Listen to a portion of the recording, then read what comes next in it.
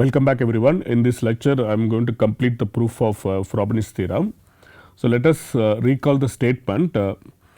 So, we start with G being a finite group and then we take these variables x g, g and g, all of them are commuting variables, and then look at this matrix x g which is given by x g h inverse, where g h varies over g cross g.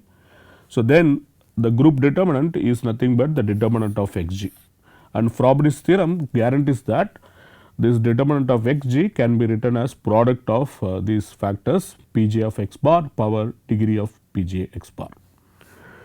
So, here how do we prove this? We are going to use this regular representation of G, and then we already know that the regular representation decomposes into irreducible representations of this capital G.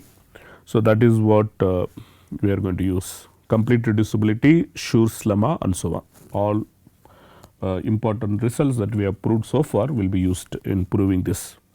So, let us first fix some notation. So, as before, let us call G hat to be the set of inequivalent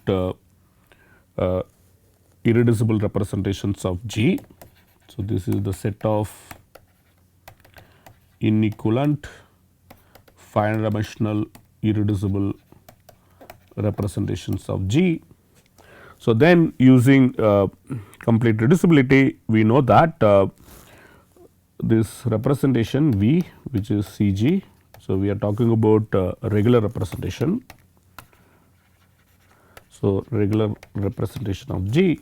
So, this indeed decomposes as V I power direct sum the dimension of V I range from 1 to R, where R is the number of conjugacy classes of G. Okay. So, this is something we already know. So, now what we will do? So, we look at this operator valued polynomial. So, consider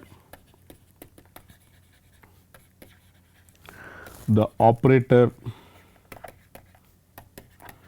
valued polynomial. So, let us call it L of x bar. So, which is defined to be summation x g row regular of G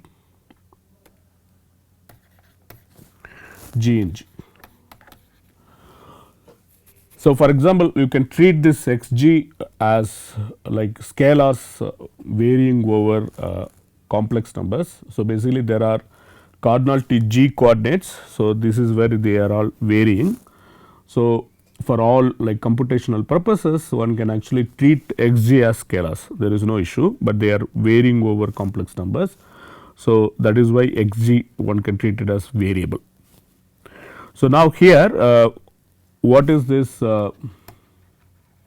row regular G? So, row regular G is indeed induced from G. So, this is induced from G. Okay, this is the regular representation that we are talking about.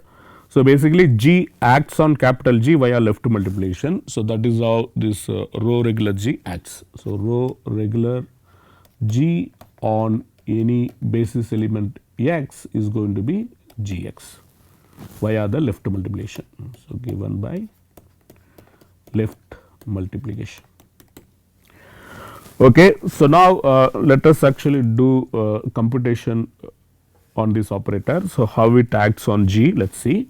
So, for h in G, so if we just compute how this operator acts on h, so then it is clear that, so this is going to be summation G in G x G, this row regular G acting on h, so which is given by G h. So, this is exactly x G G h, where G in G. So, now we can change the coordinate, we can call this G h to be z.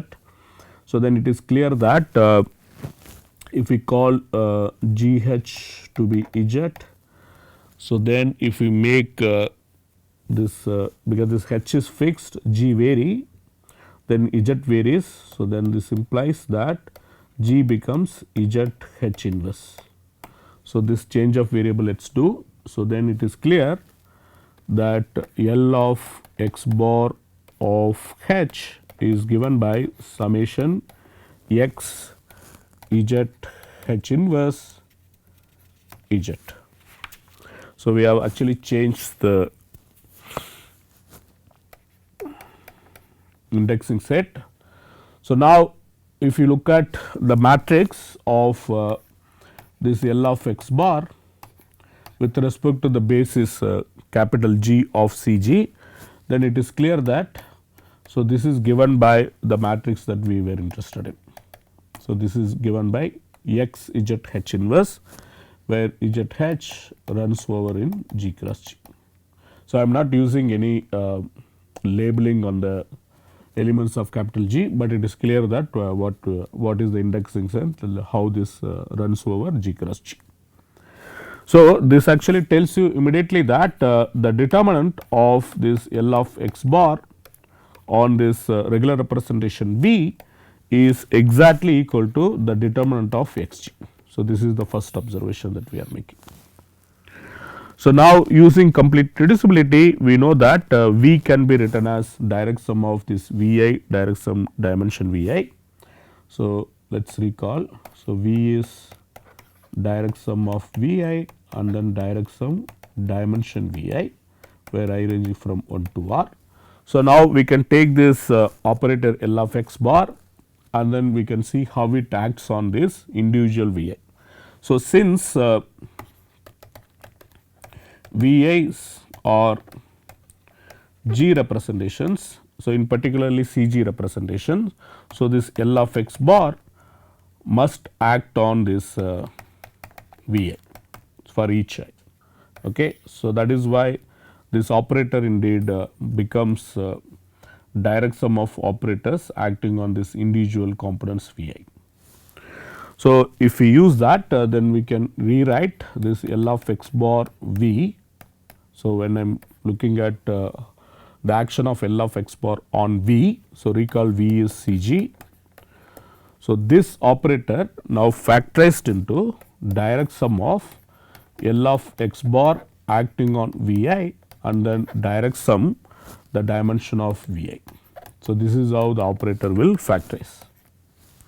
So, now this tells you that what will be the determinant. So, basically this is going to give us the blocks.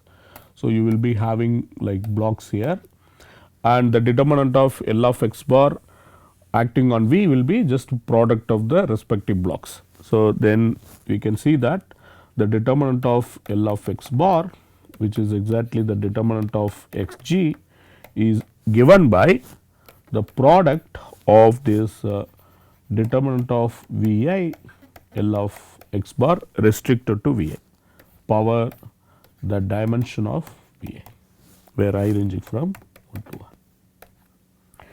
So, now it is clear that what should be P I of x bar. So, we can set this P I of x bar to be the determinant of V I L of x bar. So, then it is clear that x g indeed becomes equal to the product P I of x bar power the dimension of V I ranging from 1 to R. And it is easy exercise to see that these Pi's they are indeed homogeneous, and since they are homogeneous, the degree of that Pi should be exactly the dimension of Vi. Okay. So, I will leave it as exercise to verify Pi's of x bar are homogeneous and the degree of Pi is exactly equal to the dimension of Vi. Okay. So, that is again like very clear once you rewrite everything very explicitly. So, maybe let me do that, because that actually throws more light on the argument. So, recall we have this G hat, they are the set of all non-isomorphic irreducible representations of G. So, now once you fix that V1 etcetera Vn, so then you can see that L of x bar restricted to Vi. So, this is going to be exactly given by summation x g pi I of g g in g. So, we are going to call this V1 etcetera Vn. These are the inequivalent irreducible representations of g. Now, these representations are given by, let us say, pi 1 etcetera pi n. So, these are the corresponding representations. So, now since L of x bar is given by summation x g rho regular on g. So, once you restrict this L of x bar to Vi, then we will have this expression. So, that is something very clear. So, now if you think about it, this pi I g is, they are elements of GL of Vi. So, this pi I g, so there are elements of GL of Vi. So, that means they are invertible di cross di matrices. So, one can identify this with di cross di matrix. So, it is invertible di cross di. Okay. What is di? Di is nothing but the dimension of Vi or the degree of pi I. So, now that means when you take this L of x bar restricted to Vi, so it will some linear combination of these matrices pi I of g with the coefficients x g. So, that is what we are observing. So, this is exactly equal to summation x g pi I of g g in g. So, that is, if you rewrite in terms of the matrix, so you can actually fix some basis of Vi, and then if you rewrite, then you can see that each coefficient that is going to appear here. So, they are all like going to be linear combination of this x g. Okay. So, this is all like these coefficients, they are all linear polynomial in x g with the complex entries. So, these are all linear polynomials in x g with complex coefficients.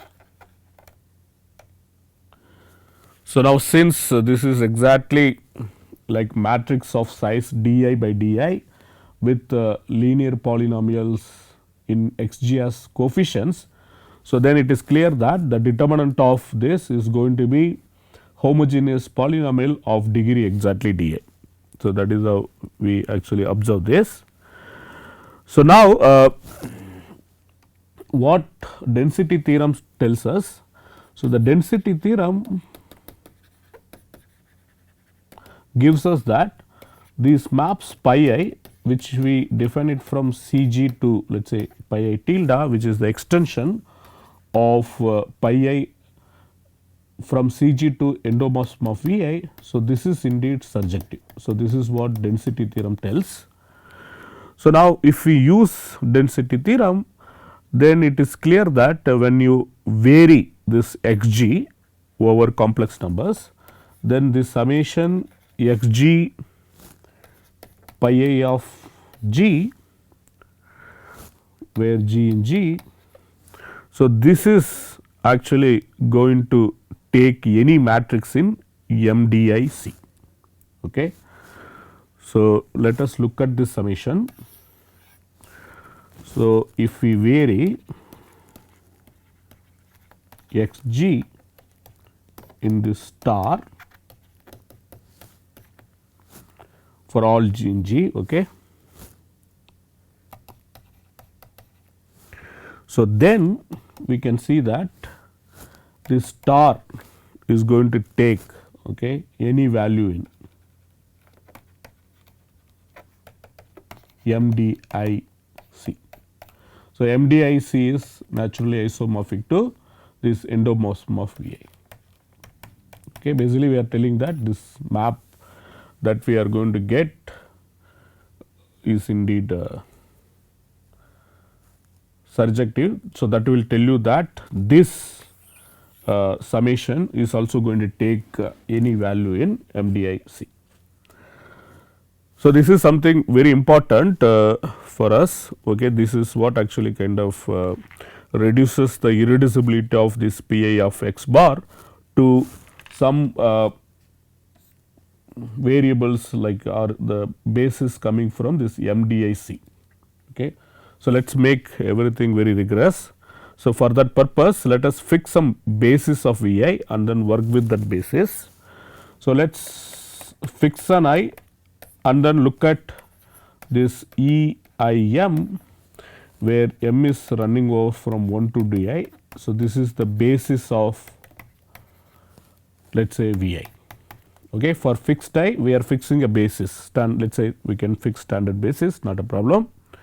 Now, once I fix this basis, from this I am also fixing standard basis of endomorphism of Vi and we are going to call it as EJKI. So, this is the standard basis of this endomorphism of Vi or this MDI of C. Okay. And of course, with respect to the basis of Vi that we have fixed as EIM. So, now you can write this pi a of g as a linear combination of this EJKI. So, let us write it. So, if you write that as linear combination CJKI EIJK for some coefficients CIJK. So, let us put G also here, CIGJK comes from this complex numbers where JK runs over here. So, because pi I j one can treat it as a matrix. So, you will be able to write it in terms of the elementary matrices. So, if we write like this, so then the operator Lx bar restricted to Vi also can be rewritten as follows. So, this Lx bar restricted to Vi is going to be exactly equal to summation xg pi I of g g in g, which you can rewrite as summation g in g xg summation cjk ig ejki. So, this is what we get. So, now just change the summation and look at the coefficient of Eijk. So, if you look at the coefficient of that, you can see that. So, you get the summation running over g in g with this xg cjk ig. So, now as I promised before, these are all the entries of this matrix. So, here these are all the entries that we are talking about, and those entries indeed comes from this expression. So, these are all the coefficients. So, these are the coefficients of the respective matrix. From this computation, it is clear that it is linear polynomial in Xg. So, that is very clear. So, now these are going to give us actually new coordinates related to Xg by a linear transformation, because it's everything is linear. So, we can call this new coefficients as new coordinates. So, this is exactly we are going to call it as yi jk. So, what is our yi jk? Yi jk is going to be the coefficient of that matrix, which is exactly given by summation xg cjk ig g in g. Okay.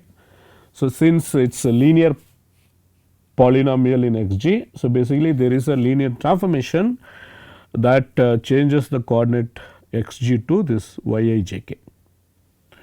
So, now we can treat this as like a map from Cn square to this Ck square, where n is the cardinality of G and k, sorry, I used di, maybe I will write that. This is di square, where di is the dimension of V I. So, sorry, this is just Cn. So, what is this Cn? Cn is nothing but Cg, and this Cd square is nothing but the matrices d by cross d by matrices over C. Okay. I am identifying this pi I, not the pi I, the Lx bar, that is the thing that we are interested in. So, this Lx bar restricted to, so this Vi is going to give you map from Cg to this MDIC. Okay. So, this is how one can treat this map.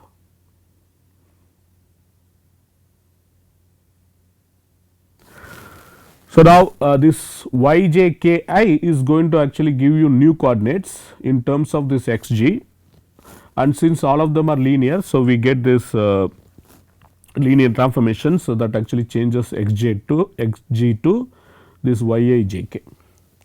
So, now note that this n is supposed to be bigger than k square, because sorry, n is bigger than this di square, because we already know that n is supposed to be summation dj square, where j range from 1 to r. Okay.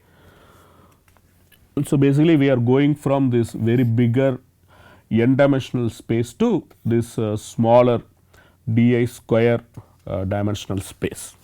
So, this is the change of coordinates that is recorded along this surjective map. So, now it is clear that when xg varies, so we will be able to cover entire endomorphism of Vi, that is from the density theorem. So, that means these new coordinates, they can be treated as variables. So, these can be treated as variables. Okay. So, basically if xg's are variables, so then we have taken only the linear combinations of xg, and since once you vary xg, then it exhausts everything in MDIC. So, these new variables can be treated as variables, no issue. But note that what is this Pi of x bar? So, Pi of x bar is nothing but the determinant of L of x bar restricted to V A, but the matrix is indeed given by this yijk. So, this is the matrix that we are getting for this L of x bar restricted to V A.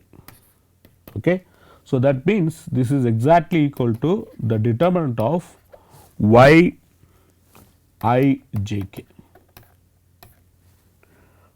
Okay. So, in terms of this new variables, this Pi of x bar is exactly the determinant of this yjki.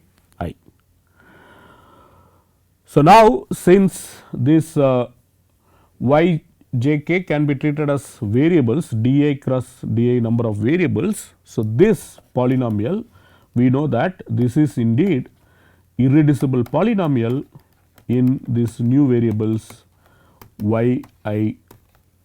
yijk. Okay. So, that is actually follows from our previous lemma. So, now what we are going to do? We are going to actually use this information to prove that Pi of x bar is also indeed irreducible. Okay. So, how one actually thinks about it? So, if you think about it, when xg varies, then this yjk, they are all linear polynomial in xg. So, you are getting almost all possible variables. So, this change of coordination, this change of coordinates, it is indeed a linear projection, because on the one hand side you have n dimensional space, on the other hand side you have di square dimensional space. All we have is n is greater than or equal to di square. So, there is no reason that this n is equal to di square. So, in that case all you have is just a projection, not indeed invertible map. So, if you are able to actually kind of invert this change of variables, okay, you have gone from x bar to this yjk, and if you are able to invert this, then it is clear that this determinant of yjk being irreducible implies immediately pi of x bar is irreducible, okay, but we are not able to invert, but all we are doing is linear projection, but still that can be used in order to prove this. So, let us see actually how one can actually prove this. So, let us denote that projection by pi, okay, let us call this is pi. So, this is a projection from Cn to this mdi of C. So, the projection is given by, you take this x bar and then send it to summation xg pi I of g in g. So, this is the thing that we are talking about. So, since pi is surjective, so this is surjective, it has a section. So, we just choose this section xi, okay. So, choose xi section of pi. So, what is the section definition? So, it is a linear map from this mdic to Cn, such that when you compose this pi and xi, so you are going to get the identity map on this mdic, and this is possible because we just kind of you choose a basis here, pull back that basis, then extend that basis to Cn, and then you can define this xi naturally. So, that is going to give us section, because we are talking about only section of the vector spaces, it is very easy to obtain. So, now using this property we can see that pi composition xi of y, where y is that variables yi j k. So, then this is going to be exactly equal to y, okay. So, I am just writing all possible variables. So, pi composition xi of y is exactly y, because pi composition xi is identity on mdic. So, now look at this dy, which is the determinant of y. So, now we already know that pi of x bar is given by d of this pi of x bar, okay. This is something we already observed, because pi of x bar gives you y, and we have this pi of x bar is equal to d of pi of x bar. So, this is the equation that we already wrote, pi of x bar equal to the determinant of this yjk, okay. I am rewriting in terms of the maps. So, now suppose pi is not irreducible, let us assume that pi is not irreducible, then pi can be written as some factors a of x bar times b of x bar, where a and b are now polynomials in xg's, okay. So, where x bar, recall that it is the variables xg, g in g. So, now what we will do, we will actually substitute this xi of y for this x bar. So, since this xi of y, they are just some linear combination of x g. So, that is indeed possible. So, we just simply substitute this xi of y, which is obtained from that section. So, then we can see that pi of xi of y is exactly equal to a of xi of y times b of xi of y. So, this is what we get. So, now note that pi of xi of y is exactly equal to d pi of xi of y, because pi of x bar is d of pi of x bar. So, instead of x bar we are putting this xi of y. So, then but pi of xi is pi of xi of y is exactly y. So, that gives you that this is exactly d of y, which is determinant of y. So, that means we got determinant of y equal to a of xi of y times b of xi of y, which is a contradiction to the fact that determinant y is irreducible. Okay. So, this proves indeed pi of x must be actually irreducible.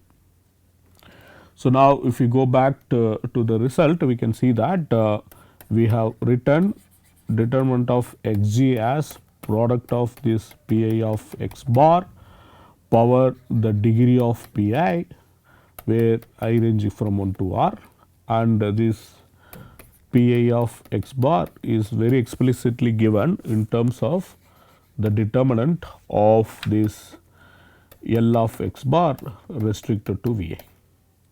Okay. So, basically we are going to take the determinant of these y I j k, where y I j k is given by these linear change of variables. Okay. You take x g, take the linear combinations, and that is going to be your y j k. So, this gives like very explicit way of computing what is this p I, given that we know everything about how to factorize the C g as a direct sum of inequivalent irreducible representations of G. Okay.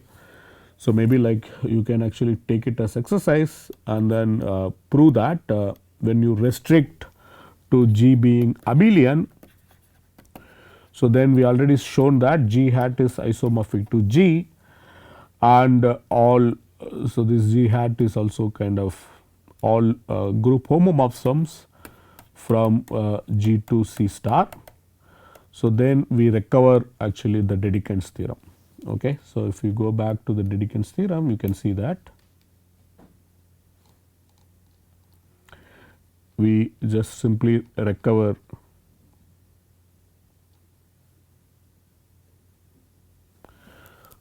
so you get all group characters running over, and then you get this linear polynomial, because when G is a finite abelian group, the dimension of the irreducible representation, they are one dimensional. So, the matrix that we construct, that will be just one single 1 by 1 matrix, where we will have the entry to be linear combination of x g, and it is very clear from the definition. So, this is supposed to be the linear combination, and you indeed get these linear factors that actually kind of gives factors of this x g. And now we also know some information about the one dimensional representations of G. If we take the one dimensional representations of G, then we know that there is a one to one correspondence between the quotient G modulo the commutator subgroup G G and these one dimensional representations.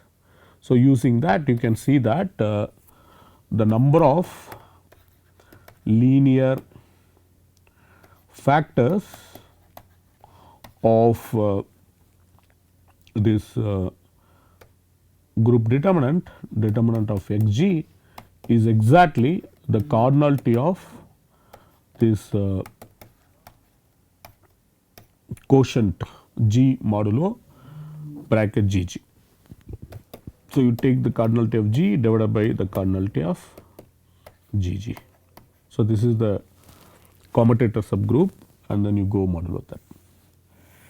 So, this is the conjecture that was actually stated by Dedekind in his letter to Frobenius, and then Frobenius actually proved this result literally in 10 days, and then invented representation theory. Okay. So, this actually kind of completes everything about Frobenius determinant. So, in the next class I am going to actually start with induced representations, and then we will actually try to calculate the characters of the induced representations. So, maybe I will stop here and we will start with induced representation in the next class. Thank you.